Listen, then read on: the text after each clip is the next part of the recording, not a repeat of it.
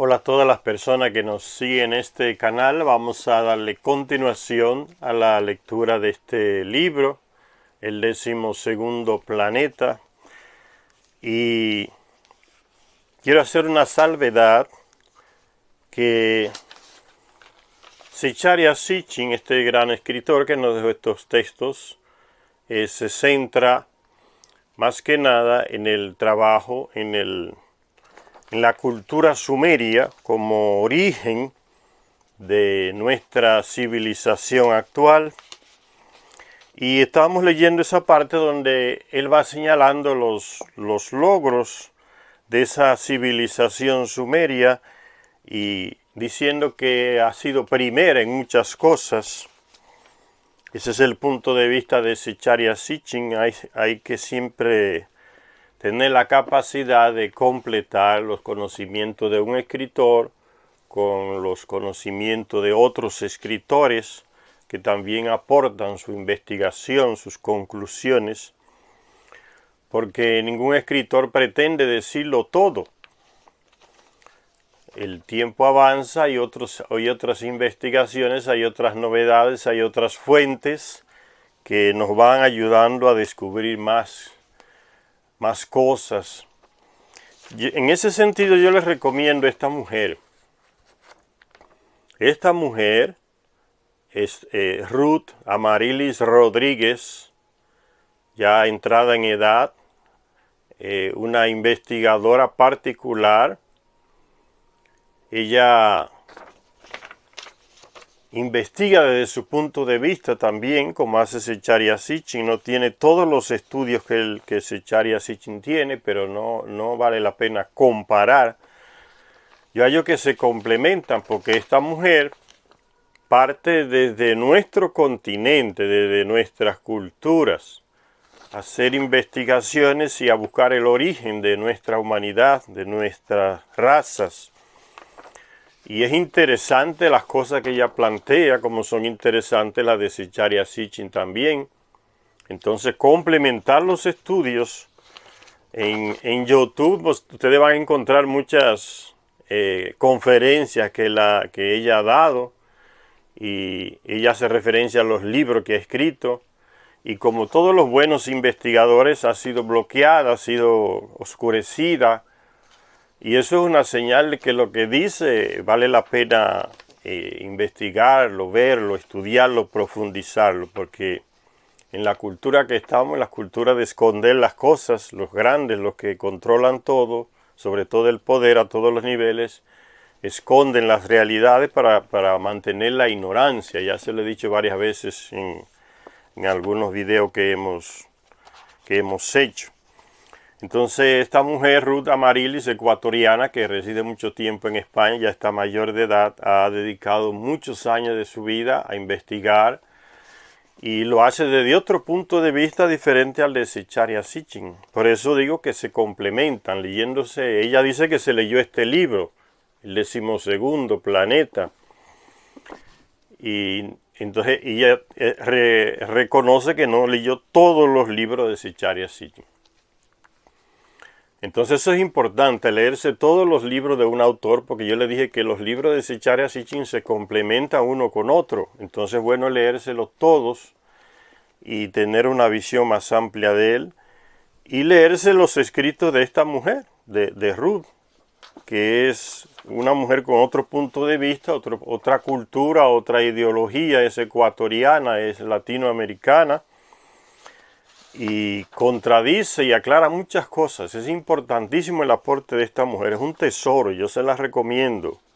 Ruth Amaryllis Rodríguez Sotomayor, pueden buscarla en YouTube, tiene muchas conferencias, los aportes que ella da, los cuestionamientos que hace, así como Zecharia Sitchin también cuestiona a unos llamados expertos europeos y estadounidenses. Constantemente Zecharia Sitchin va cuestionando los estudiosos, los expertos, dice, los sabios, él va cuestionando. Amaryllis también cuestiona mucho, y más profundamente que Zecharia Sitchin, mucho más profundamente.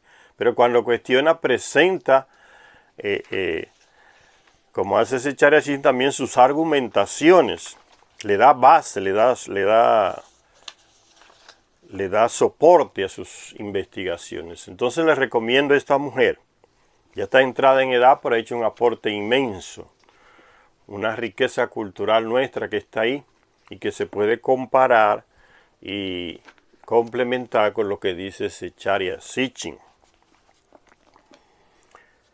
Dice la última parte que veíamos de este libro, Zecharia Sitchin va presentándonos lo que él y otros escritores han visto como los inicios de muchas, como los sumerios fueron los primeros en muchas cosas. Es el planteamiento de Zecharia Sitchin y otros escritores, como por ejemplo este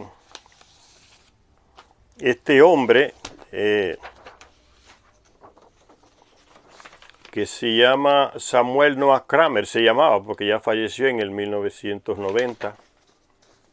Noah Kramer es norteamericano, estadounidense, mejor dicho. Es estadounidense, era estadounidense, fue un investigador también, antropólogo, y fue algunas universidades de Estados Unidos le financiaron su proyecto para ir a investigar a Medio Oriente y a algunos museos de Medio Oriente y presentar sus conclusiones. Y él dice, este hombre, que todo comenzó en Sumeria. Esa posición la cuestiona Amaryllis. Ruth Amaryllis cuestiona que todo haya comenzado en Sumeria. Por eso les digo que es importantísimo ver los videos de esta mujer y leer sus obras. Todas están en español casi. Y comparar, para uno irse alimentando y complementando sus estudios a este nivel. De dónde realmente se inicia todo. Fue en Sumeria realmente. Ahora viéndolo desde nuestro punto de vista aquí en Latinoamérica, es la primera mujer que hace ese trabajo, ver las cosas desde Latinoamérica, que nos han dicho siempre que somos el nuevo continente. Los europeos nos pusieron ese apodo, el nuevo continente, las nuevas tierras. ¿Será cierto que somos los nuevos? ¿O será que es lo contrario, que somos los antiguos y ellos son los nuevos? Por eso hay que enriquecerse con estas lecturas de esta mujer y complementar lo que dice Zecharia. Hay muchas cosas, como ella dice que no leyó todos los libros de Zecharia Sitchin, y Zecharia Sitchin tampoco supo nada de ella. Es bueno uno leerse las dos posiciones y complementarlas. Yo leyendo los libros de Zecharia Sitchin veo que Ruth tiene razón en muchas cosas. Ya tiene razón en muchas cosas, pero como ella no se ha leído todos los libros de Zecharia Sitchin, no ve tampoco esas coincidencias que tienen los dos. Entonces nos toca a nosotros que estamos leyendo, ustedes que están interesados en la lectura, en este tipo de investigaciones, leer las obras de estos dos autores con punto de vista diferente, con ideología diferente. Uno es desde Europa, otro es desde América Latina. Entonces vale la pena hacer ese camino. Leyendo avanzamos. Entonces leyendo estas dos posiciones de estos dos autores, tanto Ruth como Zecharia Sitchin y otros, uno se enriquece más. Y sigue diciendo Zecharia Sitchin algunas cosas en lo que él halla y otros autores que los sumerios fueron los primeros. Dice, las primeras escuelas se crearon en Sumeria como consecuencia directa de la invención y la introducción de la escritura. Ruth dice que fue aquí en América Latina que se inició todo. Por eso conozcan los escritos de esta mujer que ya habla y presenta sus bases, sus fundamentos. Las primeras escuelas se crearon en Sumeria como consecuencia directa de la invención y la introducción de la escritura. Las evidencias tanto arqueológicas se han encontrado edificios donde se ubicaban las escuelas, como escritas, indican la existencia de un sistema educativo formal hacia comienzo del tercer milenio antes de Cristo. Literalmente había miles de escribas en Sumeria, que iban desde los escribas subalternos hasta los altos escribas, escribas reales, escribas de los templos, escribas que asumían altos cargos del Estado. Algunos hacían de maestros en las escuelas y aún podemos leer sus ensayos sobre las escuelas, sus objetivos y metas, su currículo y sus métodos de enseñanza. En las escuelas no solo se enseñaba la lengua y la escritura, sino también las ciencias de la época, botánica, zoología, geografía, matemáticas y teología. Se estudiaban y se copiaban las obras literarias del pasado y se creaban obras nuevas. Las escuelas estaban dirigidas por los ummia, profesor, experto, y entre el profesorado se incluía invariablemente no solo un hombre encargado del dibujo, la enseñanza del arte, y un hombre encargado del sumerio, especialista en idioma, sino también un hombre encargado del azote, un corrector de las malas conductas de los alumnos. Parece ser que la disciplina era estricta. Un alumno escribió en una tablilla de arcilla que había sido azotado por no asistir a clases, por falta de higiene, por vago, por no guardar silencio, por mala conducta e incluso por su mala caligrafía. Eso es actual. Un poema épico que trata de la historia de Erech habla de la rivalidad entre Erech y la ciudad-estado de Kish. Recuérdense que Kish fue la primera ciudad donde los Anunnaki le dieron el trono, el reinado a un terrestre. Es el planteamiento de Zecharia Sitchin en Kish. Ruth dice cosas diferentes. Esta mujer plantea cosas distintas, por eso es importante ver la posición de ella y las justificativas que da.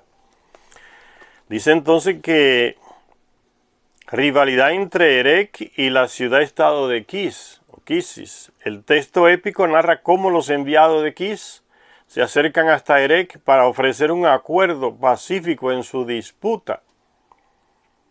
Pero el soberano de Erech en aquel momento era Gilgamesh. ¿Recuerdan la epopeya de Gilgamesh? Gilgamesh prefería luchar en vez de negociar. Lo que resulta interesante es que Gilgamesh tuvo que poner el asunto a votación en el Consejo de Ancianos, el Senado de Erech, diríamos hoy, Consejo de Ancianos.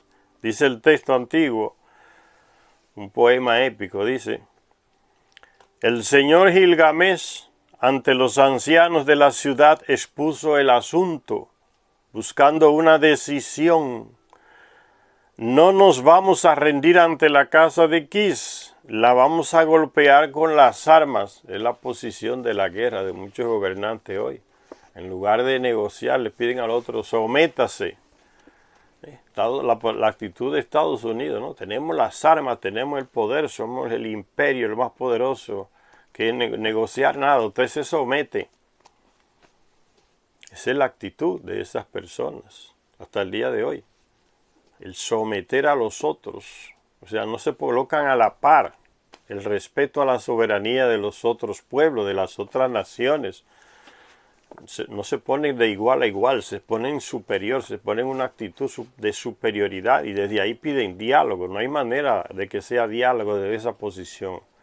Por eso viene la imposición. Sométase o lo llevamos a la Edad Media. Son las amenazas que a veces no se publican en la prensa que hacen estos señores. A cualquier país que quiera dar un paso al frente, ni siquiera que sea predicador de ir en contra de Estados Unidos. Simplemente que quiera ser independiente y salir adelante. ¿Qué es lo que está pasando con El Salvador? El presidente de El Salvador, el Bukele, no buscó confrontación con Estados Unidos, como hace muchos presidentes de izquierda, una confrontación directa. Era un presidente que planteó simplemente dar un cambio en la moneda de su país, utilizar las criptomonedas o el Bitcoin. Y ya por eso Estados Unidos declara prácticamente una guerra a nivel de sumisión. Sométase. Los diálogos que tenían los enviados de Biden a El Salvador era para que se sometiera. Ni eso quieren. O sea, el país está queriendo salir de la miseria con esa medida de monedas virtuales, y hasta eso lo ven como una amenaza. O sea, es un imperio que pide sometimiento en todo, aunque los otros se hundan. Y eso es una desgracia, porque los países que lo obedecen se hunden y él sigue flotando. Estados Unidos siempre ha sido así. No tiene amigos, tiene intereses. Si se hunden sus amigos, bueno, problema de ellos. Pero yo defiendo mis intereses. Fíjense lo que está pasando en Europa, señor. Se están hundiendo. Una locura. Esos dirigentes europeos. Yo nunca vi tanta ayepción de una persona. Tanta bajeza a nivel de valores éticos, patrióticos. Parece que no tienen patria esos dirigentes de Europa. ¿Cómo se someten? Seguir atrás de Estados Unidos, imponerle medidas a Rusia, aunque ellos propios se hundan, sus propios ciudadanos pagando más caro por el gas, por el petróleo, por la falta de alimentos, y siguen. Que se hunda su país, no se importan por seguir atrás de Estados Unidos. Es horrible lo que están haciendo eso. Yo nunca vi tanta sumisión, una mentalidad tan de colonia como están mostrando los dirigentes europeos, señores. Una mínima, por lo menos un mínimo patriotismo. No está mostrando nada. Que no les importan sus pueblos, les importan las políticas que le dicta Estados Unidos. Así no se sale a camino. Ya están volviendo atrás. Un ejemplo que era Europa sobre políticas de contaminación y unas leyes que tienen la Unión Europea estrictas sobre la contaminación, multan al que contaminaba. Y ahora, ¿qué es lo que están haciendo? Por ir atrás de las sanciones que Biden coloca a Rusia, están volviendo a contaminar. Están encendiendo las centrales de quemar carbón, pura contaminación, se están pudriendo por la contaminación. De nuevo, simplemente por seguir atrás de Estados Unidos. No hay ni una posición, señor, en Europa que sea independiente, que tenga su propia política. Es horrible la sumisión de estos dirigentes europeos, da vergüenza. Otros países menos que ellos están por lo menos plantados en su dignidad, toman sus propias decisiones. Son capaces de hundir a sus pueblos. Dinamarca, la gente saliendo a las calles a reclamar por los altos precios de los productos. Unos países que hasta hace poco vivían como reyes. La gente. Holanda volviendo a quemar carbón. Alemania volviendo a quemar carbón. No se importan. Contaminemos de nuevo. Porque eso es lo que nos pide Estados Unidos. Y siguen, en lugar de comprar el gas barato de Rusia y el petróleo y ayudar a sus pueblos a una mejor situación social, prefieren que sus pueblos sufran para seguir las órdenes de Estados Unidos. Es que no leen esos dirigentes europeos, no estudian. Estados Unidos, ya lo he dicho muchas veces, nosotros no tenemos amigos, tenemos intereses. Y estos señores siguen atrás con ese vasallaje tan feo en persona que supuestamente dirigen esos países. Parece que no dirigen nada, ellos son dirigidos por los Estados Unidos. Y Gilgamesh va a su consejo y le dice que quiere guerra. Aquí está proponiendo diálogo. Gilgamesh promete guerra, sumisión. O se someten o los atacamos. Esa manera salvaje de querer actuar. Entonces sigue diciendo Secharia Sitchin en el libro y esto él lo coloca Secharia Sitchin para decirnos que ya en esa época entre los sumerios existían como esas instituciones distintas. Ya existía un congreso que el ejecutivo tenía que consultar. Eso es lo que nos quiere decir con estos ejemplos que nos pone. De Gilgamesh queriendo la guerra y va y consulta a los ancianos, pero esto le dicen que es mejor esperar el diálogo. Dice, sin embargo, el consejo de los ancianos estaba por las negociaciones, estaban a favor de negociar, o sea, estaban con la posición de Kish, vamos a negociar. Entonces eso molestó a Gilgamesh porque él quería era guerra. Entonces va y consulta otro consejo que él sabe que está más de acuerdo con la guerra y desecha el consejo de los ancianos.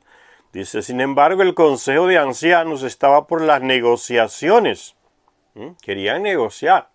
La sabiduría de los más ancianos le decía, mejor negociar, como ellos están planteando, en lugar de hacer guerra. Impertérrito Gilgamesh expuso el caso ante gente más joven, el consejo de los luchadores, que votaron por la guerra, lo que él quería.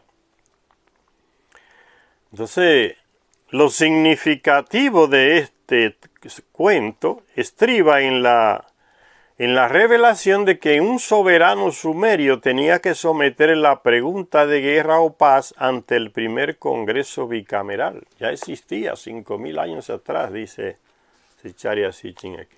Es para decirnos eso, que los sumerios ya tenían esas instituciones. El título de primer historiador se le otorgó ese investigador Kremer, Noah Kremer, este investigador estadounidense. Este le atribuye el título de primer historiador a un rey sumerio, a Entemena, rey de Lagash. Lagash, una de las ciudades fundada por los Anunnaki. Aquí está Lagash, debajo de Shurupap. Aquí está Lagash. Ahí en lo que es Mesopotamia, la tierra entre los ríos. Este Kramer le atribuye a ese rey como ser el primer historiador. Otros se lo atribuyen a Heródoto, el griego. Dice, el título de primer historiador se le otorgó Kremer a Entemena, rey de Lagash, que registró en cilindro de arcilla su guerra contra la vecina Umma, mientras que otros textos eran obras literarias o poemas épicos cuyos temas eran sucesos históricos. Las inscripciones de Entemena eran de una prosa directa, escritas únicamente como un registro fáctico de la historia.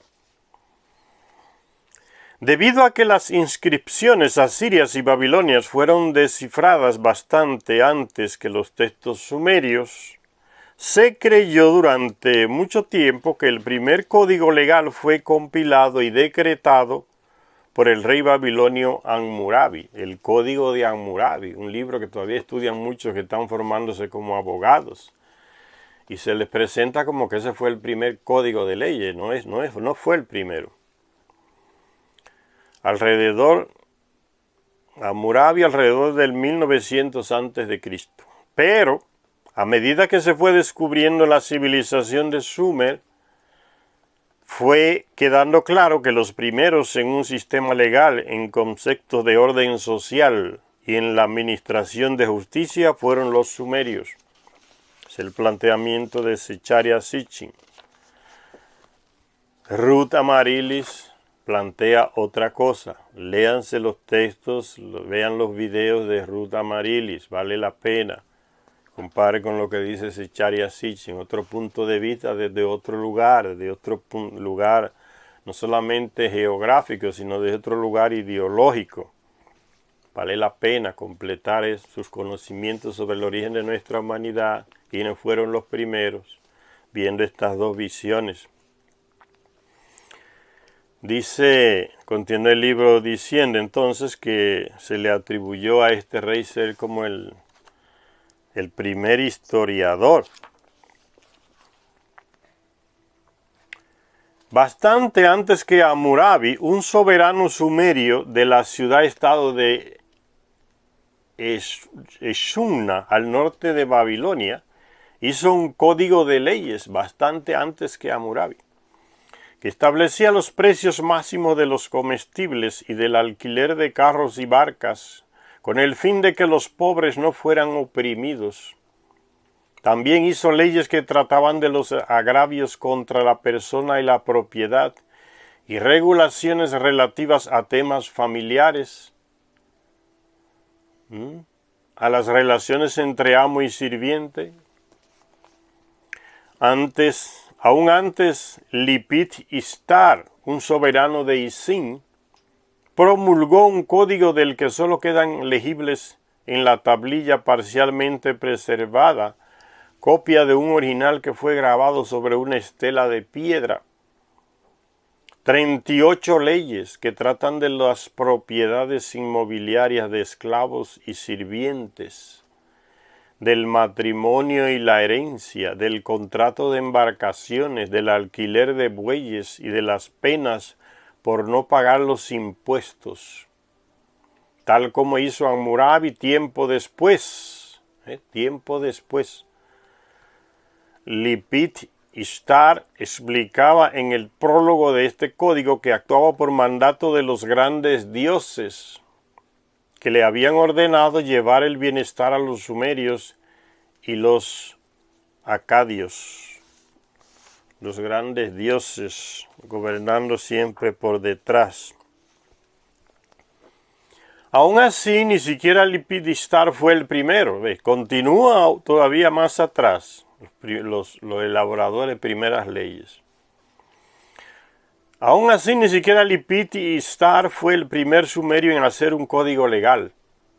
Se han encontrado fragmentos de tablillas en los que aparecen copias de un código promulgado por Unnammu, soberano de Ur, aquella ciudad bíblica donde era Abraham, en los alrededores del 2350 a.C., miles de años antes de Hammurabi. Más de medio milenio antes de Hammurabi, las leyes promulgadas por mandato del dios Nannar, el primer hijo que tuvo Enlil aquí en la tierra, pretendían esas leyes detener y castigar a los que arrebataban los bueyes, las ovejas y los asnos a los ciudadanos, para que los huérfanos no sean víctimas de los ricos, las viudas no sean víctimas de los poderosos, el hombre de un shekel, una moneda, no sea víctima del hombre de 60 shekels.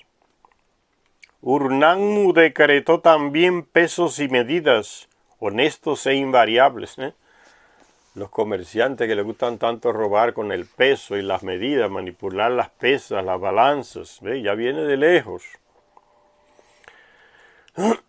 Pesos y medidas honestos e invariables, manipulaban las balanzas. Pero el sistema legal sumerio y la aplicación de justicia se remontan aún más allá en el tiempo. Aquí se reconoce que la aplicación de la justicia, sistema legal sumerio, se remontan aún más allá en el tiempo. ¿Cuánto más allá? Sharia Sitchin va diciendo aquí, hacia 2600, ya hablaba de 2350, el Unnammu ahora sube más, va más lejos. Hacia 2600 antes de Cristo ya tenían que haber sucedido demasiadas cosas en Sumer para que el Ensi, recuérdense que Ensi era el rey en Sumerio, el Ensi, para que el Ensi Urukagina tuviera que instituir reformas.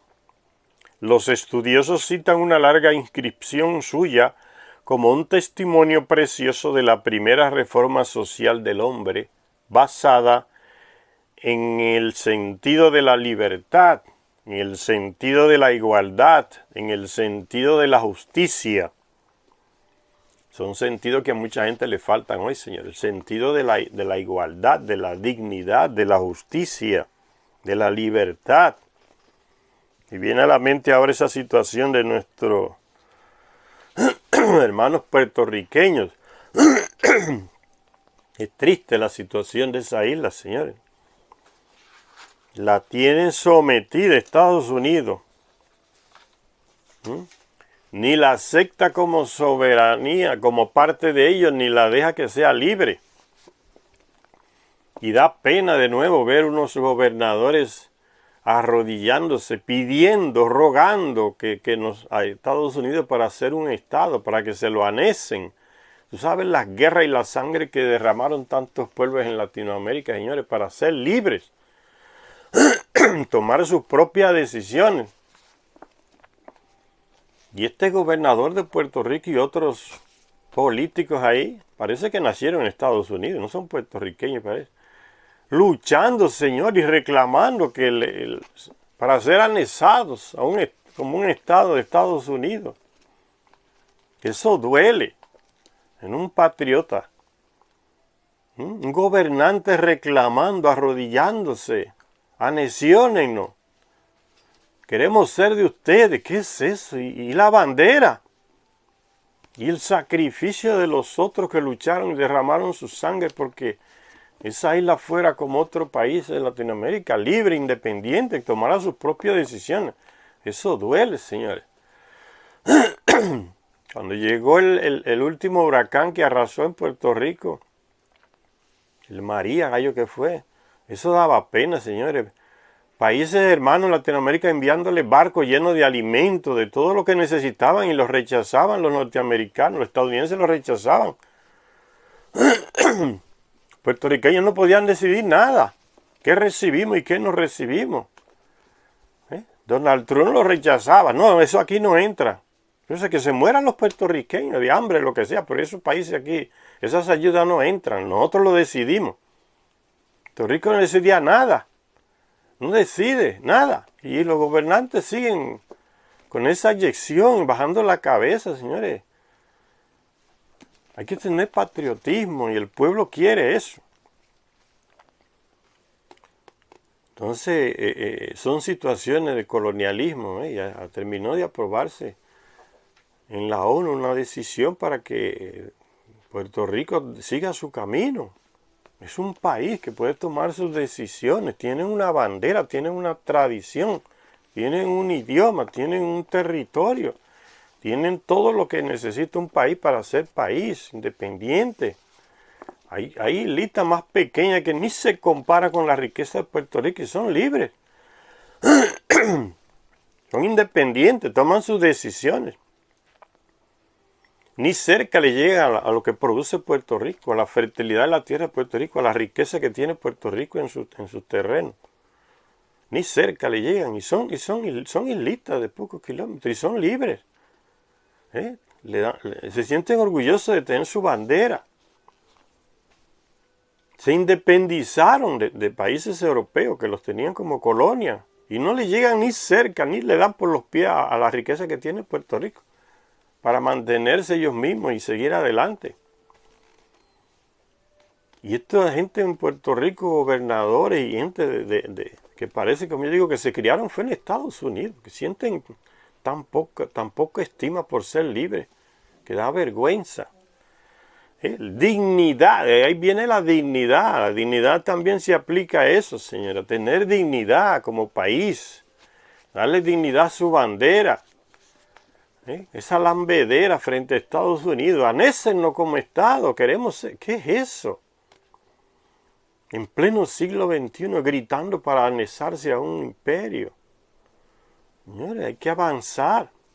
Eso da pena y da dolor. No se escucha la voz de los puertorriqueños que han dado su vida, su sangre para que esa isla también sea libre, tome sus propias decisiones.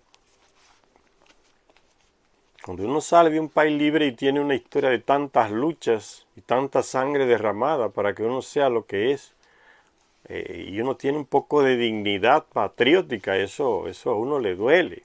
Ver tanta eyección, tanta bajadera de cabeza, lambedera de pie para hacer un estado de Estados Unidos. ¿Qué es eso, señor? exigiendo casi que nos asuman como Estado. Nada de ser libres, independientes, tomar su propio... Nada. Una vergüenza. Entonces dice que habla de dignidad. Hay gente que no entiende lo que significa tener dignidad, no arrodillarse, no dejarse humillar de los demás, defender sus derechos. Los derechos se ejercen, no se piden por favor. El derecho es para ejercerlo. El derecho a tener dignidad, que se le respete como persona, como ser humano, que se le vea igual. No usted a bajar la cabeza y lamberle los pies a otro. Es un ser humano igual que usted. Tenga dignidad, por lo menos. En cualquier situación, defienda su dignidad. Eso es un tesoro, eso es lo más sagrado. Lo más sagrado no viene de las religiones. Lo más sagrado viene del corazón de las personas. Su dignidad es lo más sagrado. Religión no es lo más sagrado, ni de donde vienen las cosas sagradas. Lo sagrado es la dignidad, usando ese lenguaje religioso. Libertad, dignidad, dice. La justicia, van juntos, son valores que van juntos, principios que van juntos. Una revolución francesa, dice aquí. Hay otras que son mejores que las francesas. Impuesta por un rey de 4.400 años antes del 14 de julio de 1789, cuando se dio la Revolución Francesa, que hoy es una vergüenza hablar de eso en Francia, porque se han vuelto más colonialistas que lo que... Un imperio colonial abusando de países más débiles. Mira cómo tiene Francia Haití. Y siguen diciendo, ¿ve? Al Macron que llegó otro día defendiendo los valores de la dignidad, la libertad y no sé qué, los valores de la Revolución Francesa. Eso ya se acabó hace mucho tiempo. Ni entre ellos los practican ya, ni se lo aplican a otros países. Es lo que están haciendo en África, eran colonias francesas, en Haití lo tienen hundido. Le metieron exigieron un pago de deuda que Haití no consigue levantarse hoy. No la ayudan, no se la levantan tampoco. Y hablando de libertad, los valores de la revolución, se llena la boca esos políticos franceses hoy, muchos de ellos. Dice, el reformador decreto de Urucayina hacía en primer lugar una lista de los males de su época para después hacer una relación de las reformas. Los males consistían principalmente en el uso indebido de los poderes asignados a los supervisores, poderes que utilizaban en beneficio propio. Es eso actual, señores, la corrupción de los funcionarios. Funcionarios públicos corruptos, ladrones, actuando en beneficio propio, no se importan con el país, con el pueblo. El abuso de la condición de funcionario, la extorsión, que hace que los países no avancen. Una empresa quiere llegar a tal país a invertir y los primeros que le dan la cara en nombre del país son los corruptos, ladrones, a pedirle dinero para poderlo dejar actuar en el país. Lo espantan. Actuando en beneficio propio, abuso de la condición de funcionario, la extorsión, que suponían los altos precios marcados por grupos monopolizadores. Eso es lo que escribe Zecharia Sitchin aquí. Todas estas injusticias y muchas más fueron prohibidas por el reformador decreto de Urucayina. Miles de años antes de ese Hammurabi que enseña en la escuela a los abogados, que fue el primero. Un funcionario ya no podía poner el precio que le viniera en gana. Pues el libre comercio hoy es eso, señores. Volvimos para atrás. Fíjense. Nos llevaron a las épocas de los sumerios, señores. ¿Quién pone los precios hoy? Los comerciantes. El libre comercio. Nos tienen hundido a los países más pequeños con el bendito libre comercio, que ni ellos mismos se los aplican, los que los promueven. Colocan los precios en varios países, los precios los colocan los mismos vendedores, el comprador que se friegue. Usted va a reclamar y si usted quiere lo compra, si no lo deja. Ellos ponen los precios que les da la gana, eso piensan en sus bolsillos, ¿no? Los altos precios marcados por grupos monopolizadores, escribe Zecharia Sitchin. Todas estas injusticias y muchas más fueron prohibidas por el reformador decreto de Urucayina. Un funcionario ya no podía poner el precio que le viniera en gana por un buen asno o una casa. Un hombre grande ya no podría coaccionar a un ciudadano común. Ve cómo es actual estas lecturas, señores, cómo son actuales estas lecturas. Se restablecieron los derechos de los ciegos, los pobres, las viudas y los huérfanos. Y a cualquier mujer divorciada se le concedía la protección de la ley hace casi 5.500 años. A cualquier mujer divorciada, señor, el matrimonio no es como dice la iglesia, para siempre, porque fue Dios que lo mandó. Estas son estupideces que los sacerdotes locos le meten en la cabeza a los que aceptan casarse por la iglesia. Ellos mismos se han inventado unas condiciones y unas promesas que ni ellos mismos cumplen, los sacerdotes, ¿no? Fiel en fidelidad, en las buenas y en las malas, en la salud y la enfermedad. Esos son las imposiciones de la religión a la gente cuando va a matrimonio por la iglesia. Imposiciones que ni ellos mismos cumplen porque ni quieren casarse.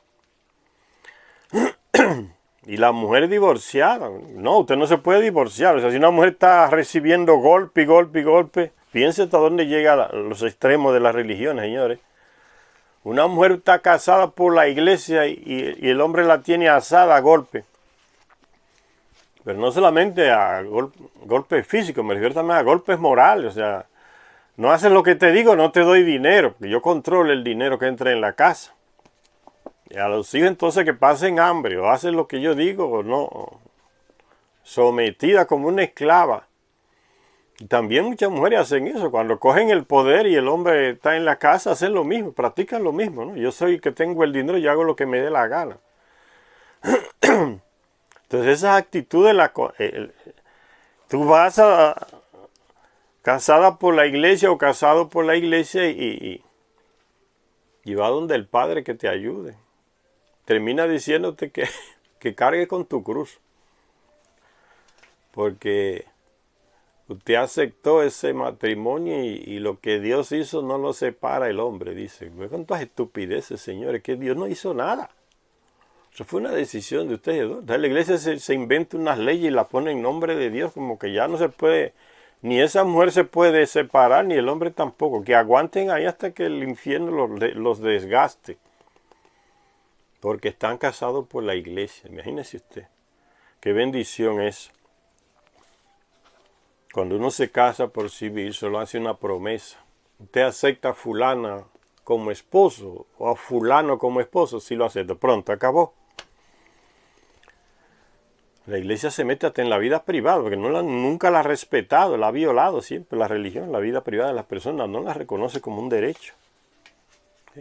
La fidelidad para siempre, en las buenas y en las malas, en la salud, en la enfermedad, promete no sé qué y prometa que ningún ser humano es capaz de cumplir, señores.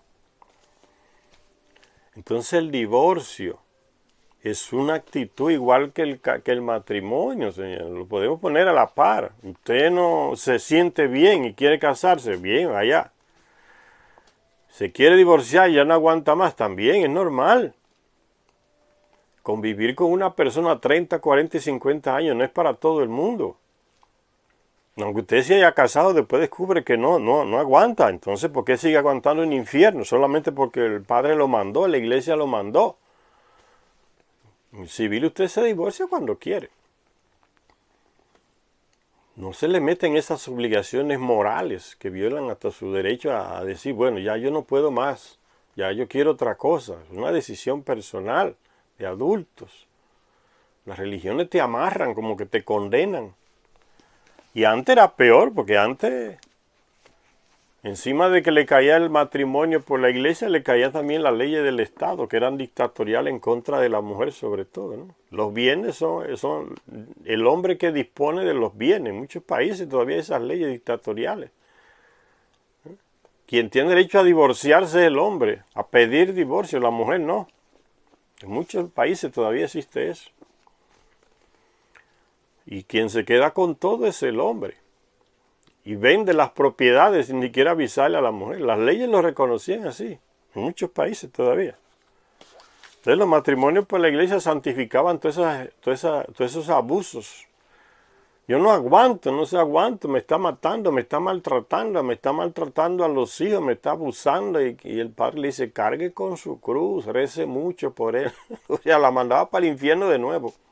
De una manera muy fina, ¿eh? El derecho de la divorciada, dice aquí, se le concedía la protección de la ley. Hace 5,000 años, plantea Zecharia Sitchin. Ruth plantea con pruebas que eso no viene de 5,000 años. Miles de millones de años atrás. Eso.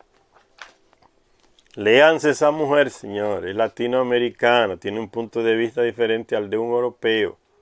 Conoce sus raíces, nuestras raíces. Ruth Amarilis Rodríguez Sotomayor, ya está viejita, pero ha hecho un aporte inmenso que por eso lo están ocultando, el aporte de ella.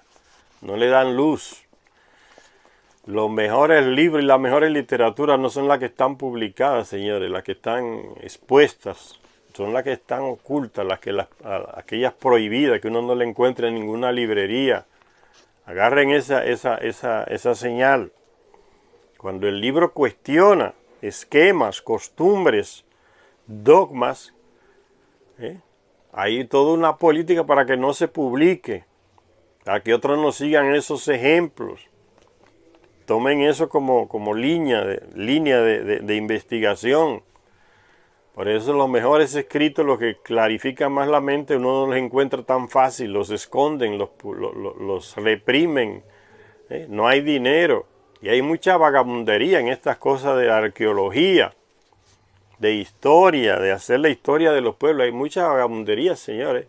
Lo que están haciendo y hicieron los europeos y estadounidenses, ustedes ni se imaginan, para ocultar la historia de los pueblos, para que los pueblos no tengan acceso a la sabiduría, al conocimiento y no avancen. Hay mucha manipulación. ¿Por qué ustedes piensan que, ustedes, más que ustedes piensan, ustedes no perciben, no descubren que nuestro país, como ya yo dije antes en algunos videos, que los encargados de la cultura de nuestros países prácticamente no hacen nada para defender las culturas nuestras? Se encuentra una caverna con varios diseños jeroglíficos, figuras de nuestras culturas antiguas que tienen un mensaje, esculturas, y los gobiernos dejan que se la lleven otros de otros países, sobre todo estadounidenses y europeos, que se la lleven. Estos países tú no ves que no desarrollan una tecnología para averiguar la antigüedad de los diseños que hay en las cavernas que se encontraron en sus propios países, de los objetos de cerámica o de hierro, de oro, que hay en sus países. Se lo dan todos a los estadounidenses y a los europeos. Ellos lo califiquen. Qué burrada esa, señores. Los europeos tienen un plano para que todo lo que llega de Latinoamérica no pase de cierta época, no lo sobrepase a ellos, y se han combinado para que estos países no desarrollen su industria cultural, su escuela cultural. Las grandes revistas científicas están controladas por ellos, estadounidenses y europeos. Los avances científicos de nuestros países los controlan ellos. Nuestros países no tienen un camino, una vía de comunicación propia para proyectar sus propios logros antropológicos, culturales. No la tienen, depende de los europeos. La Academia de París de Antropología, Academia de Ciencias de París le paga casi a todos los encargados de cultura de todos los países para que cuando haga un descubrimiento cultural lo oculten, no digan nada, no se interesen y dejen que otros extranjeros vayan y se lleven las cosas. A los encargados de cultura le pagan un salario en euros para que no hagan nada, solamente estén sentados. ¿Cómo se explica que tanta riqueza cultural en nuestros países, los encargados del Ministerio de la Cultura se limiten a hacer fiestecitas y cosas pequeñas de un baile de los antiguos indígenas? No hay una investigación cultural profunda y cuando la hay la esconden, no le dan dinero al tipo o a la mujer que se dedica a hacer esas investigaciones profundas, lo marginan. Ustedes digan qué coincidencia, no. Están siendo pagos para que no hagan nada. Los europeos le pagan para que escondan. ¿Por qué entonces ellos van a los países africanos, asiáticos, de Medio Oriente a llevarse los tesoros arqueológicos? No les dice nada. Los grandes museos de Europa, señores, no tienen cosas europeas para mostrar que valga la pena. O de Estados Unidos. Son cosas de otros países, de Grecia, de Medio Oriente, de Latinoamérica, de Asia. Eso es lo que le da la grandeza a esos grandes museos de Europa y de Estados Unidos, señores. Son cosas de otros países. Y cuando no se lo pueden robar, lo destruyen. Hay una cara en tal país de un indígena esculpida en un monte grande. Como no se la pueden llevar y arrancarla, van y le destruyen el rostro para que nadie sepa quién era. Así hacen. Hay que abrir los ojos, señores. Un trabajo anticultural programado, meditado. Los grandes países europeos y estadounidenses hacen eso. Y por eso les sugiero a esta mujer de nuevo, señor. El trabajo que esta mujer ha hecho es invaluable. Desde nuestra cultura, no desde la cultura de los sumerios, de los europeos, que se creen que son los primeros. Ellos mismos se autollaman, ¿no? El viejo continente y nosotros somos lo nuevo. ¿Será que es así? Son ellos que dicen eso. Nosotros no hemos dicho que somos los nuevos. ¿Por qué los frailes, la iglesia, de nuevo, la bendita religión, quemando libros de los indígenas desde que llegaron aquí? Y quema, y quema, y quema, y destruye, y destruye. Y los escritores españoles y portugueses escribiendo libros desesperadamente para desmentir todo. Son salvajes, son ignorantes, no tienen escritura. ¡Mentira! Es un trabajo cultural, de destrucción cultural bien planificado, señores. Nos toca a nosotros leer para avanzar a nivel cultural en nuestros países. Leyendo se avanza, para no ser ignorantes, para que no nos sigan humillando. Como yo les puse un ejemplo, ¿no? Si te dicen un europeo, mira, y esos apellidos tan feos que tienen ustedes por aquí, león, oreja, ladrón, rato. Y usted abra la cabeza y lea, y dice, eso viene de España, y se queda con la boca callada, que ni ellos mismos sabían que venían de allá, y nos están atacando como que es por aquí que nació eso. Entonces, por eso le digo, el trabajo cultural, leyendo uno avanza, conozca su propia cultura, y no sea tan localista. Hay gente que tiene mentalidad de isla. La gente que vive en islas tiene ese problema, ¿no? Que la mentalidad es del tamaño de la isla, porque así le han enseñado en las escuelas. Hay que romper esa mentalidad para uno entender mejor su propio mundo, su propio continente, y los otros continentes, la historia de la humanidad. No ser tan localista, centrado, y esa es la manipulación cultural que hacen nuestros países. No. Y eso viene de España. Todo es centrado en España, en Europa. Allá también se manipula en las escuelas. Todo es centrado en ellos. De los otros culturas y otros países saben poca cosa. Usted va a Estados Unidos y le pregunta casi a la mayoría de los estudiantes. No saben decirte cuál es el país que le hace frontera con los Estados Unidos. No saben en un mapa decir, mira, aquí está tal país. Una ignorancia tremenda. la manipulación de la información. Y cada día sale, usted ve en internet, están saliendo las cosas, ¿no? Avances tecnológicos de millones de años atrás y no consiguen explicárselo. ¿Cómo se lo van a explicar si son tan localistas y tan cerrados de la cabeza? Tecnologías que ya existían. Lean esos libros de la India. Millones de años atrás, una tecnología. Los vimanas, naves voladoras. Las construían. ¿Y esa tecnología de dónde vino? No nos dicen nada. Los europeos calladitos. Y eso no existía en Europa. Los europeos en esa época eran selvas y tribus salvajes. Y se colocan ahora como los referentes culturales y de desarrollo. Eso es falso, señores.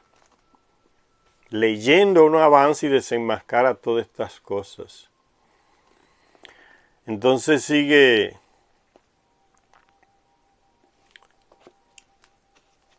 diciendo Zecharia Sitchin aquí, dice, cualquier mujer divorciada se le concedía la protección de la ley hace casi 5.000 años.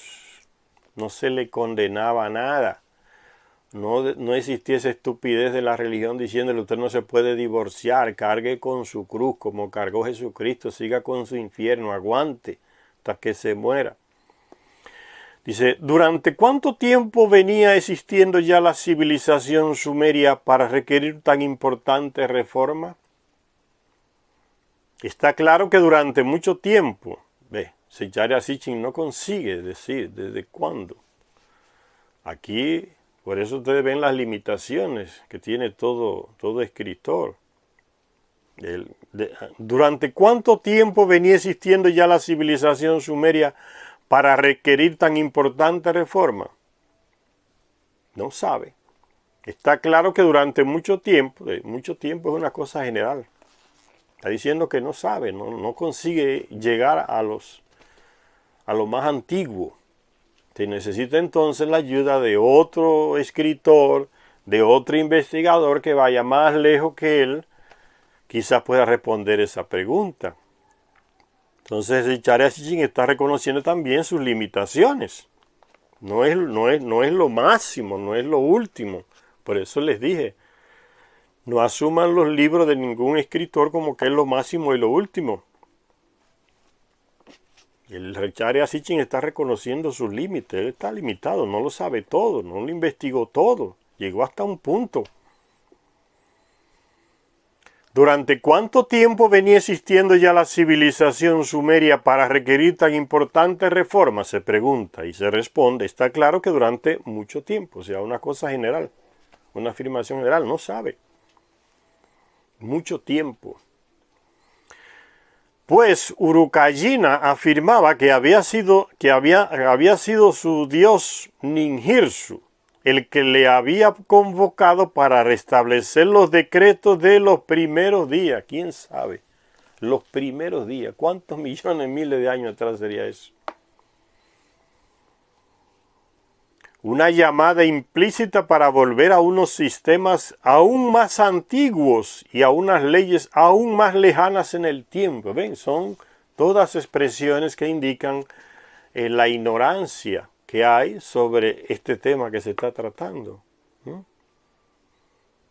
A unos sistemas aún más antiguos, a unas leyes aún más lejanas en el tiempo. El escritor no lo sabe. Su investigación no llegó tan lejos para darle la respuesta a estas preguntas que él mismo se hace, Zecharia Sitchin. Las leyes sumerias se apoyaban en un sistema judicial en el que los procedimientos y los juicios, así como los contratos, eran meticulosamente registrados y preservados.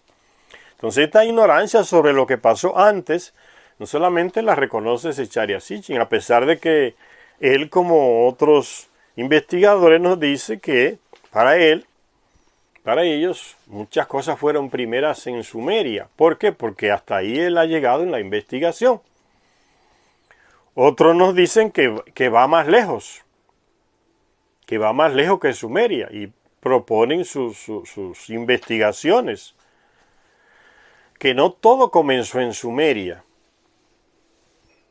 Entonces Zecharia Sitchin y otros investigadores no pretendieron decir la cosa de una manera absoluta. Él reconoce aquí su ignorancia, se perdió en el tiempo. O sea, yo no sé, no llegué hasta investigar hasta dónde llega. Otros pueden haber llegado más lejos que él en las investigaciones. Entonces hay que leerse esos otros también.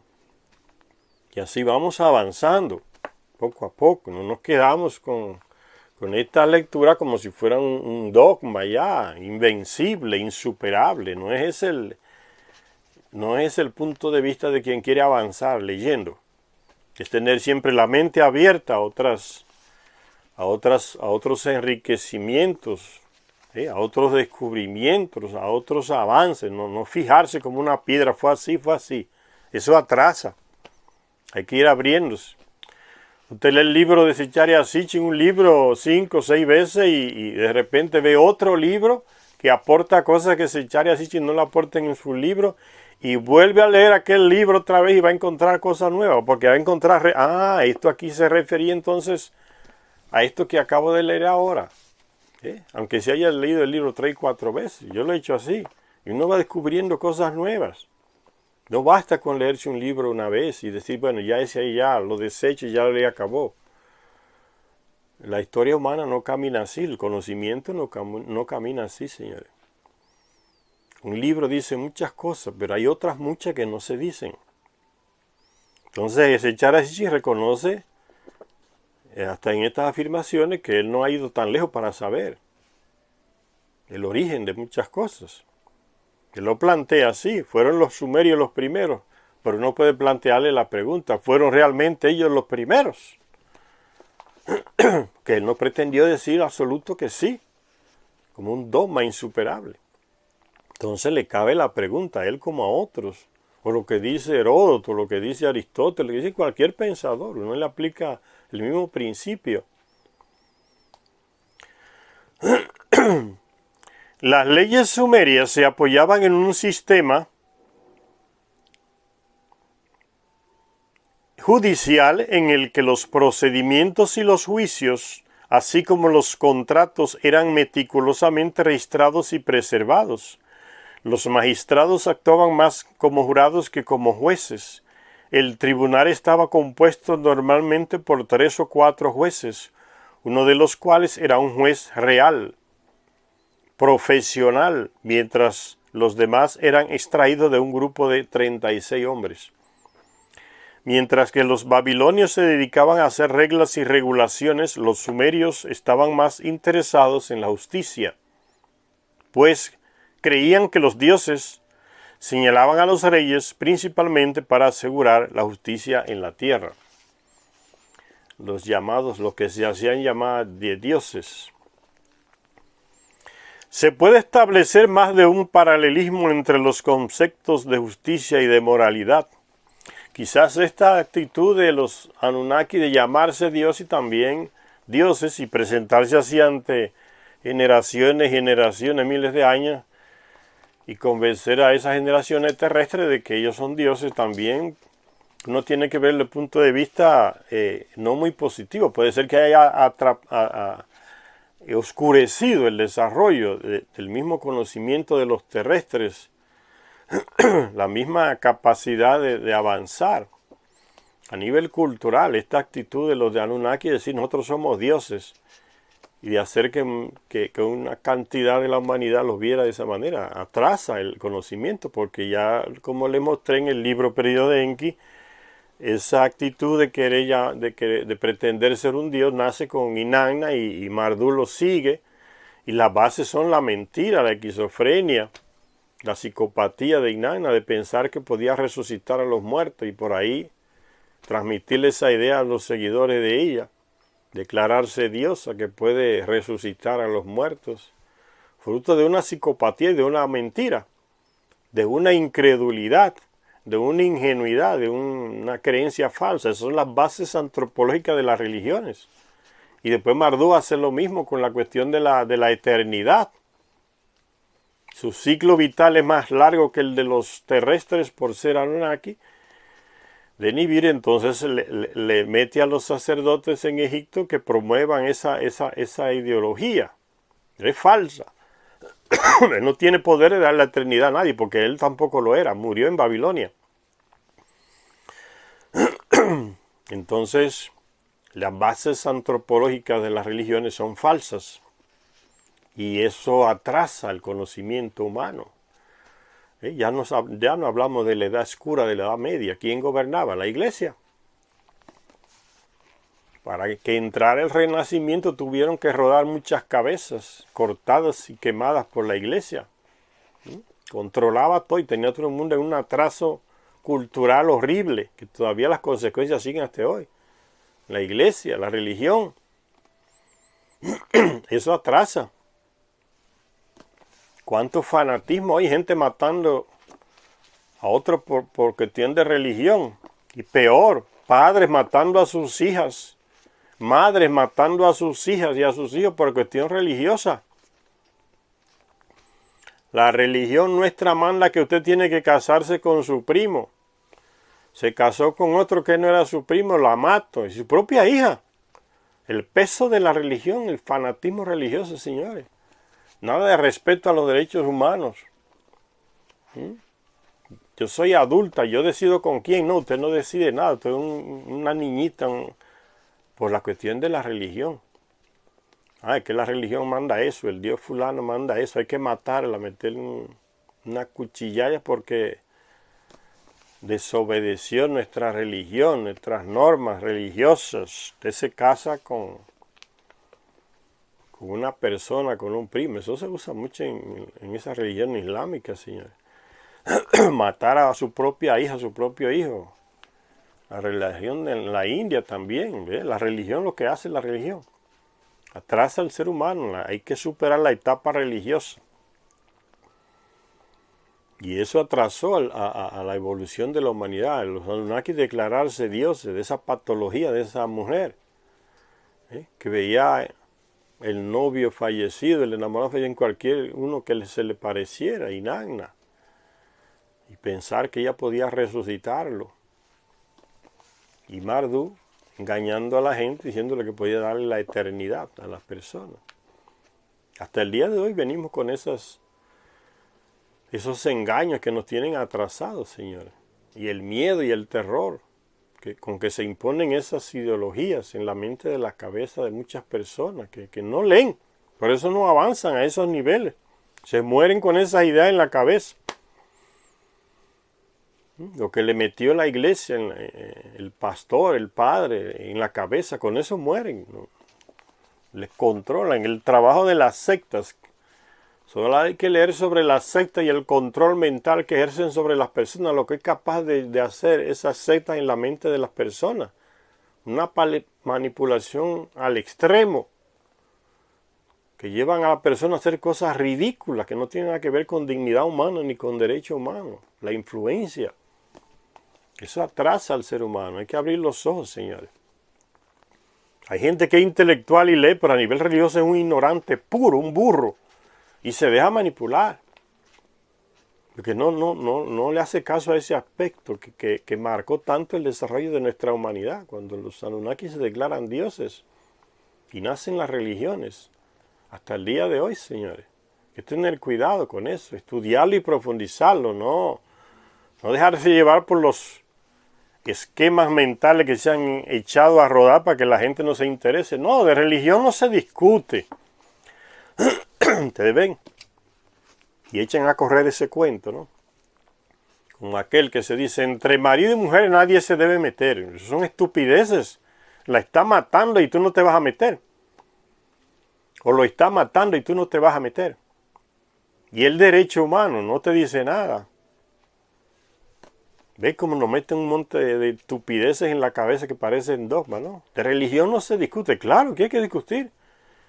¿Qué tema humano no es discutible? ¿Cuál tema humano no es discutible? ¿De dónde viene eso? Lo que un ser humano hace, otro lo puede deshacer. Lo que un ser humano crea, otro lo puede superar. Es para eso que estamos. A usted le enseñaron a comer con la mano izquierda. Usted puede superarlo y comer con la derecha.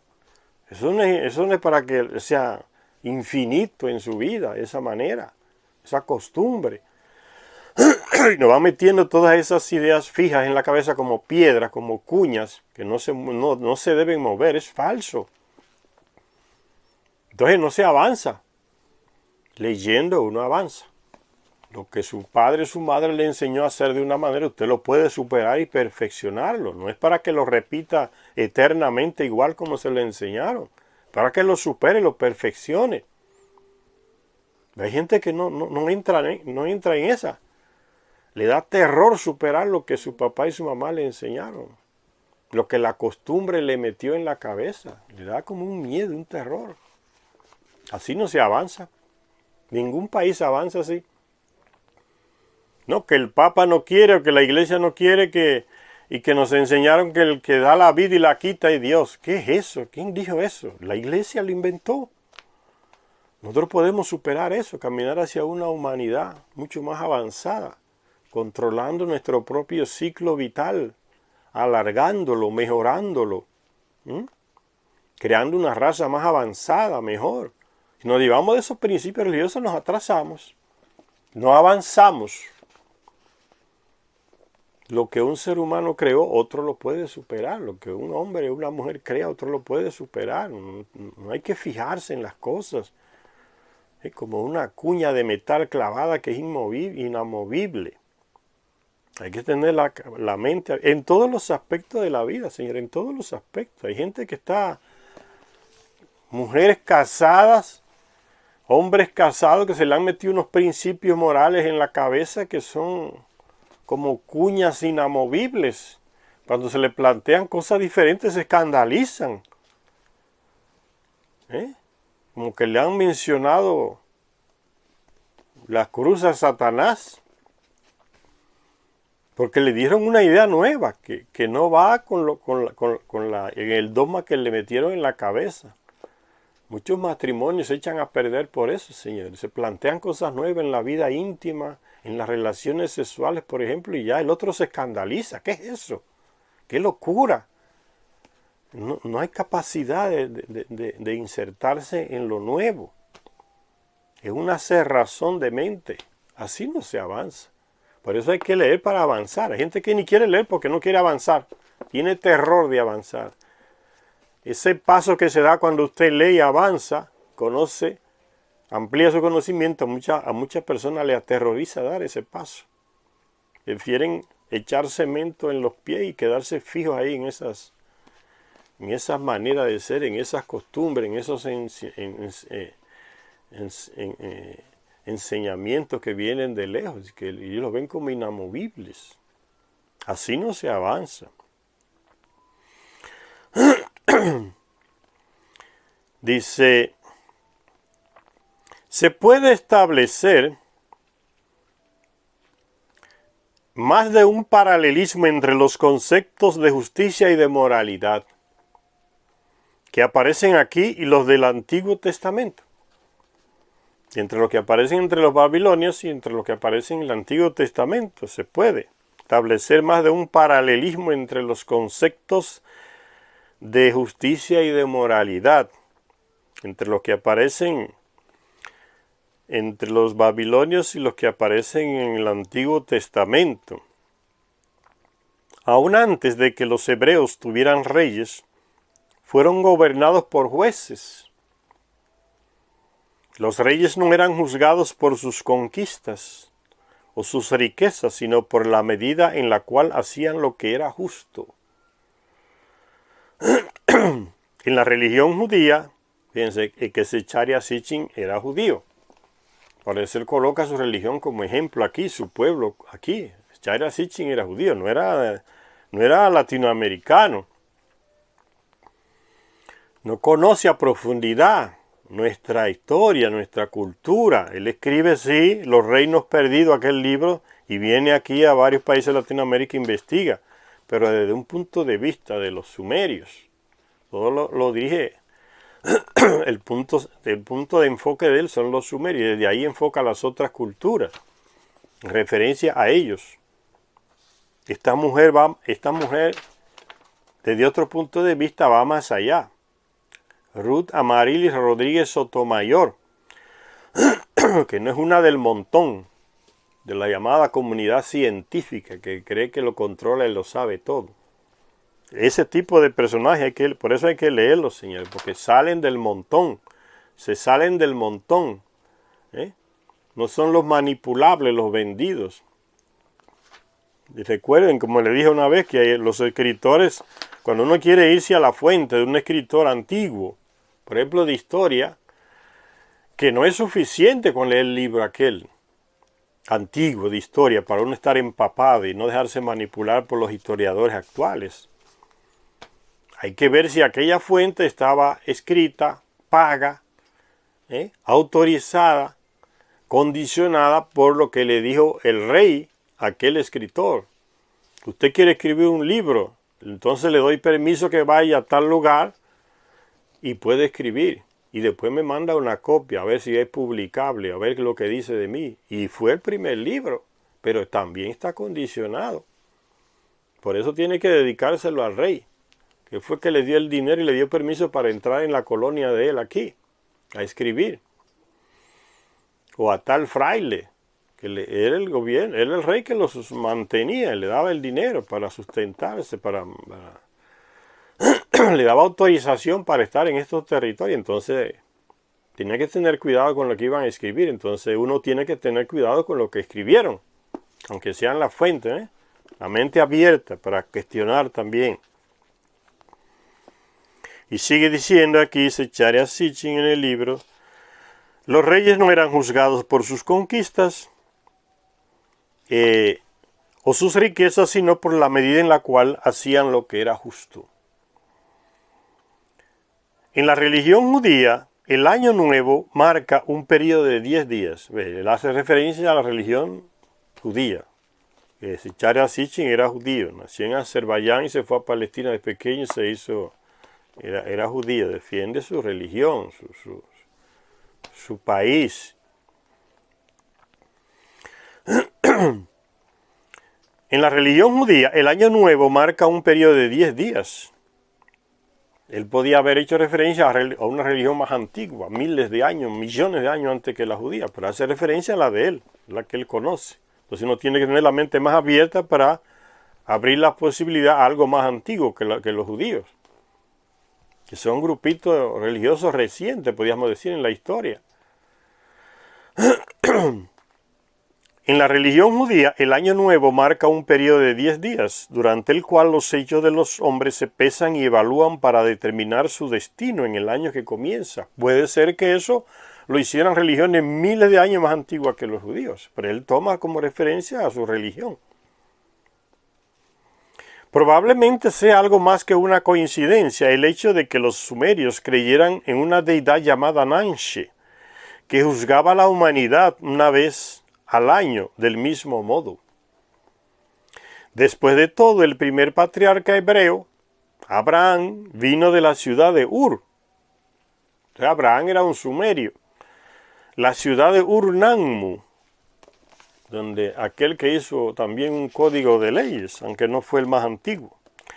La preocupación sumeria por la justicia o por la ausencia de esta encuentra expresión también en lo que Noah Kramer, aquel escritor que le mostré, estadounidense, que fue pago por la universidad, alguna universidad de Estados Unidos, algún instituto que le pagó para hacer sus investigaciones. Entonces está condicionado por eso. No puede decir las cosas que quiere. Tiene un límite. ¿Quién me está dando el dinero? ¿Quién me está pagando el pasaje para ir a investigar a tal museo desde Oriente Medio, para viajar? Está condicionado. Y esas cosas hay que verlas a la hora de uno leer. Cualquier autor, no importa cuál sea, leer. ¿Cuáles son los condicionamientos que él tenía para escribir esto, para decir esto, para investigar esto? ¿Hasta dónde podía llegar? Eso es importantísimo. ¿Quién controla, por ejemplo, quién inventó y controla esa capacidad de datar, ponerle data a los objetos que se encuentran esculturas, arcillas, cerámica, pinturas rupestres. ¿Quién le da, quién inventó ese método de darle, decir, bueno, esto tiene tantos millones? Eso viene de los europeos, los alemanes, ¿no? El carbono 14.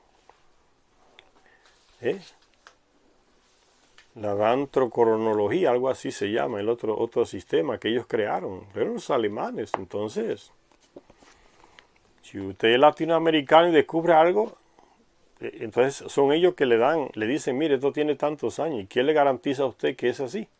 Con esa mentalidad de superiores que ellos tienen. Hay otros métodos de datar las cosas. ¿Y quién nos muestra que hay otros métodos que pueden ser mucho más eficientes y más seguros que ese carbono 14 y el otro? Esta mujer nos ayuda en eso, a descubrir otros métodos que no dependen de los alemanes, de los europeos, para decirnos cuántos años tienen estas cosas. Y yo le dije cuando leí el libro Perdido de Enki, no es coincidencia que casi todos los descubrimientos que se hacen en América siempre son menos antiguos que los europeos. Música clásica, viene de Europa. En América no hay música clásica porque aquí son nuevos. La mentalidad, lo clásico viene de ellos. ¿Cuántos años tiene esta momia descubierta en Perú? Lo dice un alemán, con el carbono 14, o lo dice el carbono 14, que es un método de ellos.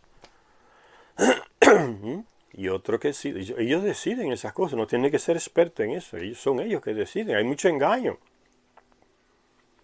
Y lo practican y lo hacen a diferentes niveles, los europeos tienen esa manía, y los estadounidenses. Todo lo que lo puede superar a ellos lo disminuye inmediatamente.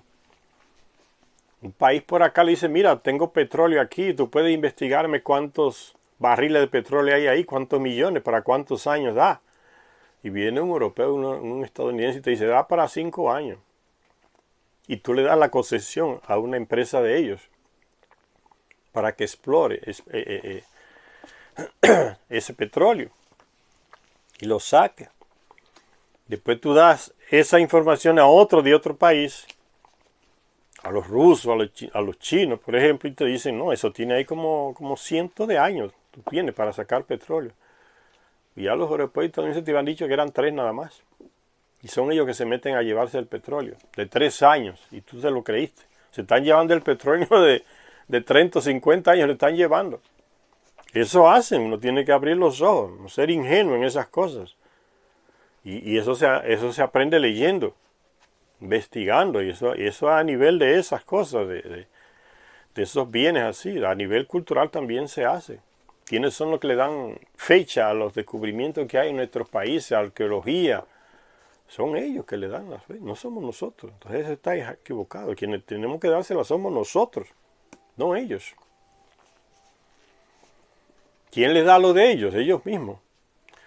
Es la misma ideología que hacen, que usan los cuerpos armados y la policía. Un policía mata a 10, 15 y vuelve y mata, y vuelve y matan, y vuelve y matan, y siguen matando en todo nuestro país.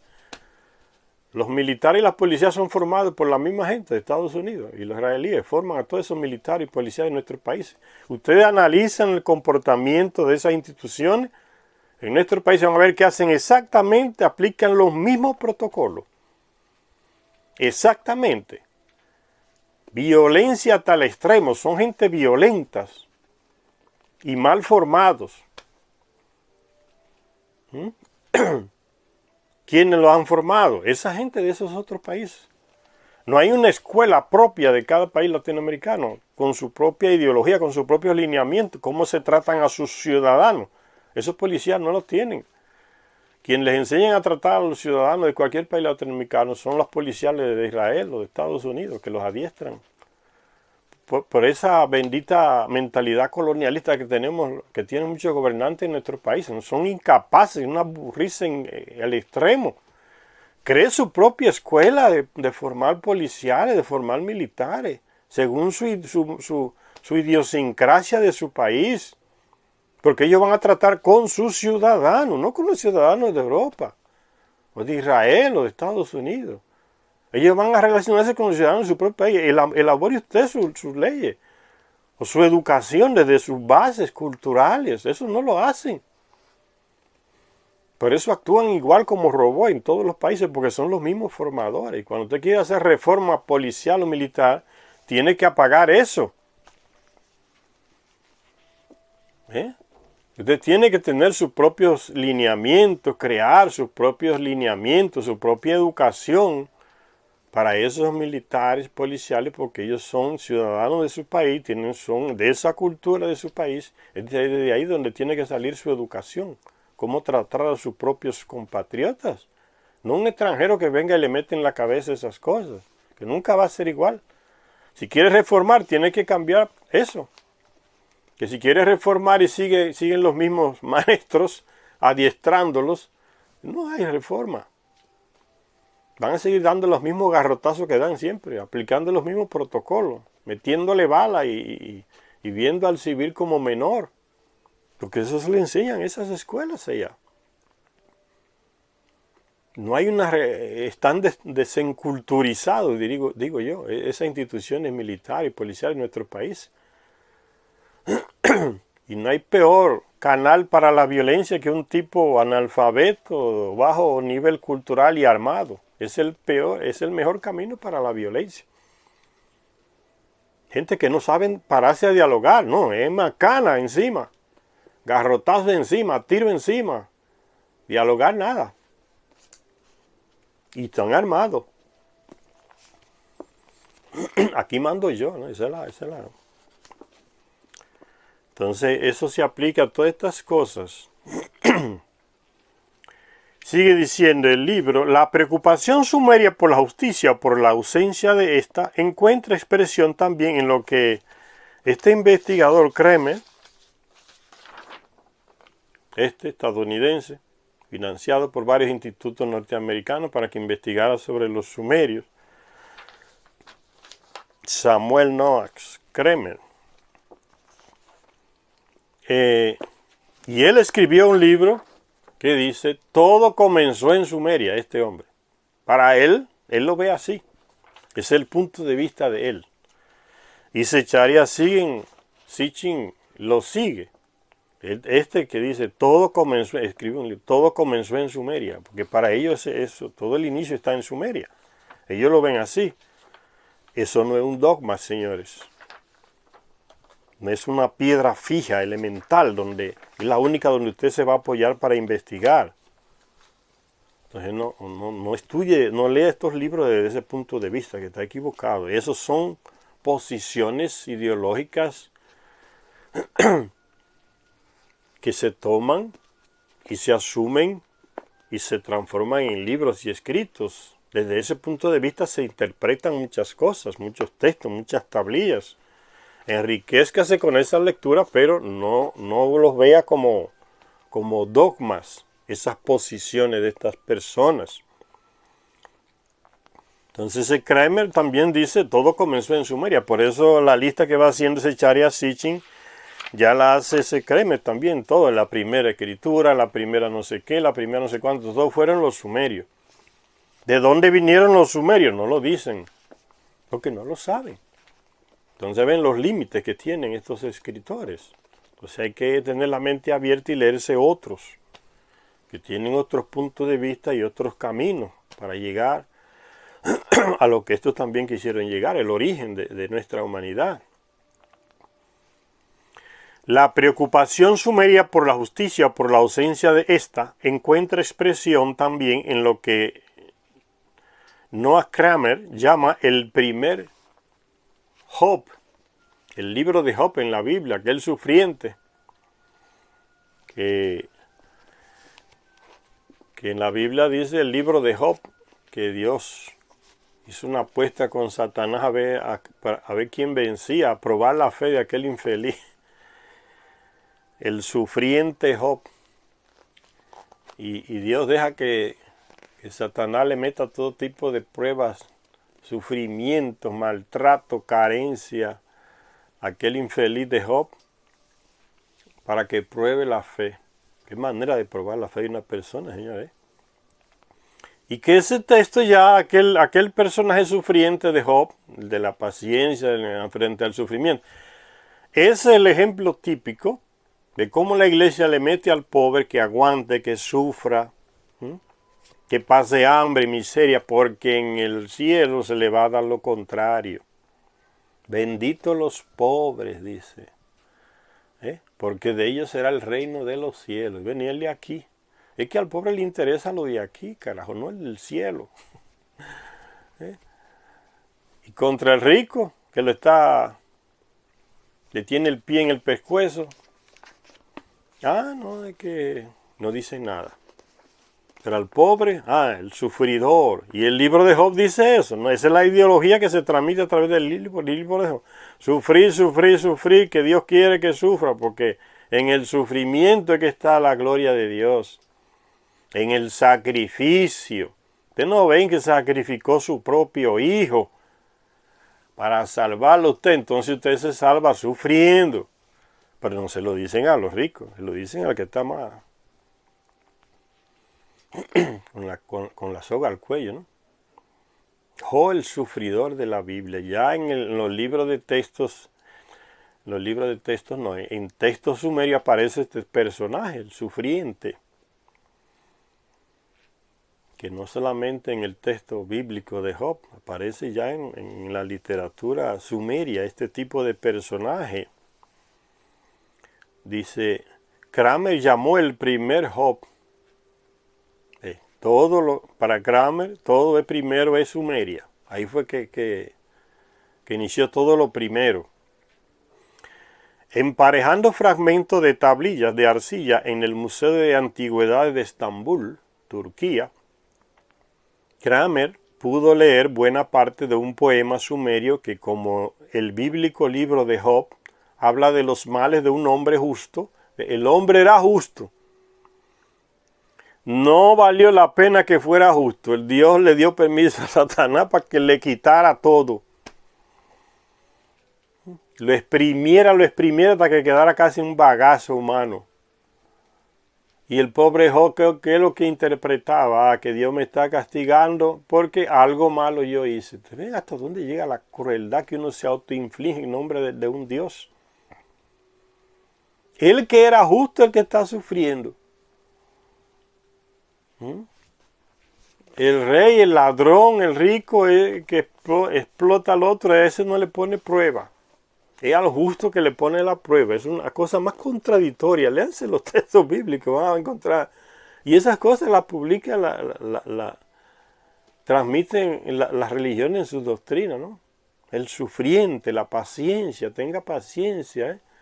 La mujer que se casó con un bebedor de alcohol, borrachón, violento, golpeador, estuprador, pues como está casada por la iglesia, tiene que aguantar su cruz, ¿no? Así como Cristo aguantó la de él, usted tiene que aguantar la suya. Usted ha visto una desgracia, una idea tan desgraciada y tan criminal como esa encima de alguien que está sufriendo. Es como echándole gasolina en el infierno en el que está. Váyase tan tranquila, yo la bendigo, váyase tranquila, tenga paciencia, tenga fe, rece por él, que un día Dios le cambiará el corazón a ese hijo de la gran ignorancia, ¿no? Que la está golpeando, que la está masacrando, que le da golpe enfrente de los hijos, que no le da dinero. Un día Dios y la manda para el infierno de nuevo, ¿no? Cargue con su cruz. Eso está pasando, Señor, y eso duele. Uno no tiene que esperar que a uno le pasen las cosas para hacer empatía con lo que están en esa situación. Son millones de personas por la influencia de las religiones. Hay que hacer empatía profunda y salirse de uno mismo, entrar en el otro, colocarse en el lugar del otro. No esperar que eso me pase para entonces yo abrir los ojos. Por eso uno lee para avanzar en esas cosas, no quedarse como mancando en ese aspecto de hacerse solidario con lo que están aguantando esas estupideces que le meten en la cabeza, ¿no? Y no es fácil el trabajo, porque cuando uno libera a una gente de eso, le ayuda a liberarse, ainda se le queda como esa culpa de que hizo algo equivocado, que va en contra de Dios. Y de eso se aprovechan las religiones para sacarle dinero a la gente, para vivir del miedo de la gente, para controlar a las personas. Esa ha sido la historia de la religión, señores. Y gente elaborando teología y teorías bonitas a veces, encima de una patología como es la religión. Y la justifican, ¿no? Que eso... Y terminan condenándote a ti. Para seguir, con tal de defender que la gente siga en esa ignorancia. Dice que ya entonces, igual que como aparece en la Biblia, el Job, el sufridor, en el libro de Job también ya en Sumeria aparecía ese personaje en unos textos, el sufridor. Dice que ese Kramer pudo leer en unas tablillas que encontró en el Museo de Estambul, en Turquía, lo que hoy es Turquía. Él fue allá y encontró un texto que hablaba, trataba el mismo tema, o sea, miles de años antes de que se escribiera ese de la Biblia. Dice el libro de Job, habla de los males de un hombre justo, era justo, que en vez de ser bendecido por los dioses, sufrió todo tipo de pérdidas y de ignominias.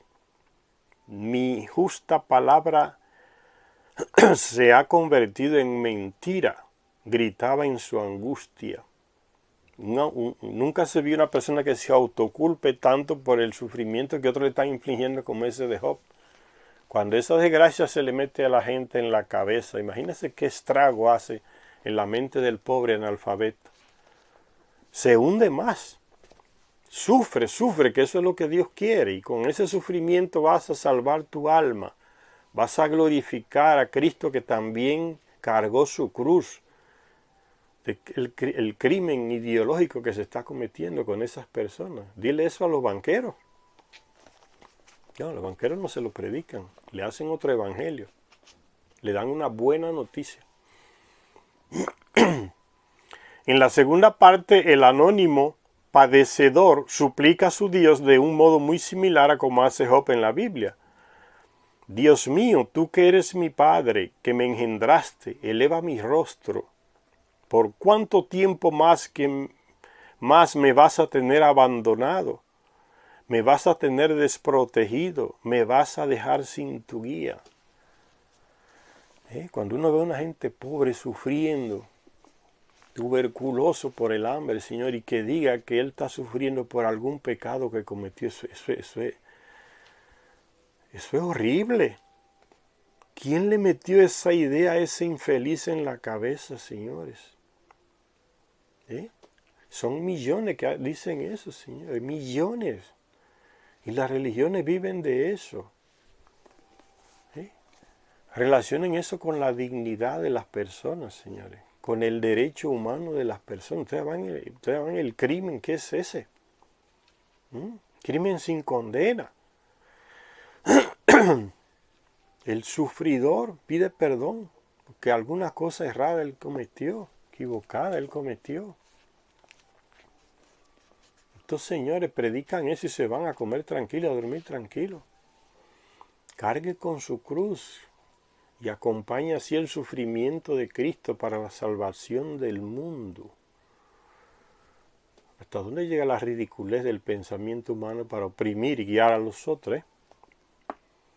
Después viene un final feliz, como hacen muchos padres y pastores. Hacen un cuento moral en lugar de hablar del evangelio, de liberación, de manipulación ideológica. Entonces le hacen un cuento moral donde comienza todo como una desgracia, un desastre por la culpa, por el pecado, y al final termina todo bonito y bien porque aquella persona reconoció que era así, entonces como que Dios lo premió. Después viene un final feliz. Las palabras justas, las palabras puras que pronunció fueron aceptadas por su Dios. Su Dios retiró la mano de la declaración del mal. Dios le dice a Satanás, no, ya está bueno, ya no me lo hagas sufrir más ya. usted no le da risa dolorosa esa ironía de la religión en la cabeza de la gente, ¿no? Dios combinándose para hacer el mal con Satanás. Acábalo, destrúyelo. A ver hasta dónde llega la fe de él. Y después nos predican, ¿no? Dios es amor. Dios es misericordia, Dios es paz. Ay, mira a Job, lo que hace en la Biblia, lo que le hace Dios en la Biblia a Job. Precediendo en 2 milenios al bíblico libro del Eclesiastés, los proverbios sumerios expresaban muchos de los mismos conceptos e ideas. Dicen algunos textos sumerios, si estamos condenados a morir, gastemos. Para usted entender esto aquí tiene que leerse el libro del Eclesiastés en la Biblia, un libro pequeño, señores, no muy largo, pueden leérselo para entender este texto aquí. Precediendo en 2 milenios, o sea, más de 2000 años antes del libro del Eclesiastés en la Biblia, los proverbios sumerios expresaban muchos de los mismos conceptos e ideas del Eclesiastés en la Biblia. Si estamos condenados a morir, gastemos. Si hemos de vivir una vida larga, ahorremos. No son cosas que se dicen para que sean así, para que usted la haga así. Son las expresiones de alguien. Entonces usted no tiene que tomarlas como la dice. Fulano, la dijo en un contexto y para alguien. Es como la religión en la Biblia. Esas cosas que manda Yahvé se las dice a una gente concreta, a un pueblo concreto, a un grupito concreto, en un tiempo concreto, para un tiempo concreto. Ahora se la quieren meter a la gente para siempre. Estamos en el 2000 y le siguen metiendo las cosas de la Biblia a la gente como que se le dijo también para el tiempo de hoy. Cosa más absurda esa. Ustedes no piensan cómo es posible que un libro escrito miles de años atrás, ese tal Yahvé te esté diciendo lo mismo a ti, exactamente como está escrito aquí, 2000 años después. ¿Qué es eso? ¿A quién se le ocurre pensar de esa manera, señora? Eso significa que no avanzó a nivel de lectura, de inteligencia. Como que esas cosas no pasan. El tiempo no le hace nada. Le rebajan, se le resbala por la espalda el tiempo a esos escritos, dichos para el tal pueblo de judío, aquel grupito que andaba analfabeto por el desierto. Y ahora, a 2000 años, coger la Biblia y decirle a la gente, mire, esto es lo que dice fulano para ti. ¿Qué es eso? ¿Cómo es posible, señores? Y la gente acepta esas cosas en la cabeza. Si estamos condenados a morir, gastemos. Si hemos de vivir una vida larga, ahorremos. Cuando un hombre pobre muere, no intentes revivirlo. Aquel que posee mucha plata puede ser feliz. Aquel que posee mucha cebada puede ser feliz. Pero el que no tiene nada de nada puede dormir. Con hambre se duerme, señores. Eso es lo que no se dice en este texto, ¿no? Usted pasó hambre. Usted se intentó dormir con el estómago haciéndole bulla, estruendos. ¿Ven? Uno puede cuestionar estas cosas. No son dichas como eternas. La realidad lo puede cuestionar, la misma que usted vive. Yo con hambre no duermo. Y los que duermen intentan dormir con el estómago totalmente vacío, encogido. Y él dice aquí, ¿no?, que el pobre puede dormir. Es muy fácil decirlo cuando no se sufre esa situación. Pero el que no tiene nada de nada puede dormir, dice. Lo que se ve es lo contrario. El rico duerme feliz, en cama buena, en casa buena. Tiene mucha plata. Duerme hasta más del mediodía y sigue durmiendo. Lo tiene todo preparado, duerme feliz. El texto te dice que no. Hombre, para su placer, matrimonio. Cuando deja de pensar en ello, divorcio. Si fuera así tan fácil, señores. No es el corazón el que lleva a la enemistad, es la lengua la que lleva a la enemistad. Ahora sucede que lo que dice la lengua sale del corazón. ¿Ven cómo uno puede cuestionar las cosas que se dicen en estos textos? La dijo una persona humana. Quítele la ropa, es un ser humano igual que usted. Usted puede tener un avance mental más alto que el que dijo y escribió estas cosas, señor. ¿Qué pensar así? No tomar esto porque está escrito como que lo dijo un ser ultra superior a usted. No es nada de eso, señores. Que lo dice la Biblia. Bueno, ¿y qué? Yo también puedo decir, como dijo ese escritor en la Biblia, cosas diferentes y mejores y más actuales y más adaptadas a la vida de hoy. ¿Cuál es el problema? No es el corazón el que lleva la enemistad, es la lengua la que lleva la enemistad. En una ciudad donde no hay perros guardianes, el zorro es el supervisor.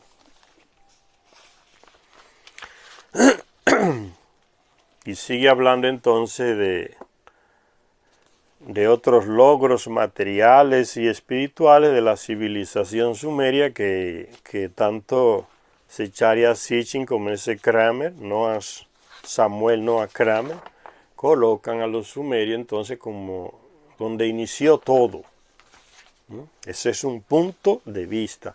Vamos a parar la lectura por aquí, después continuaremos con otros logros materiales y espirituales que nos sigue enumerando aquí Zecharia Sitchin en su libro El 12º planeta. Leyendo avanzamos, señores, no olviden eso, leyendo avanzamos sobre estos textos y sobre cualquier otro texto que escribió un ser humano. Leyendo avanzamos.